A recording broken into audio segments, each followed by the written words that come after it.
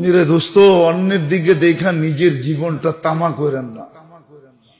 আল্লাহ কিন্তু সুস্পষ্ট বলে দিছে,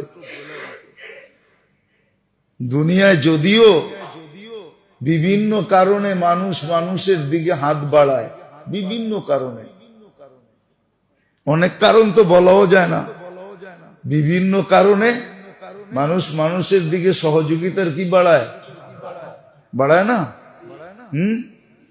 মালিক কর্মচারীর দিকে বাড়ায়, ঠিক না?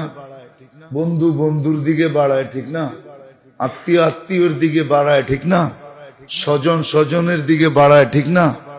দলীয় লোক দলীয় লোকের দিকে বাড়ায়, ঠিক না? বুঝলেই ফেললাম।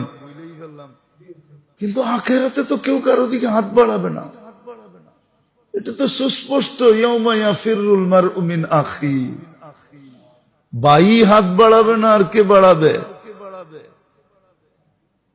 তো আল্লাহ আস্তে আস্তে কাছের দিকে যাইতেছেন, একটু দূরের থেকে শুরু করছেন, ভাই ভাই একটু দূর, ঠিক না?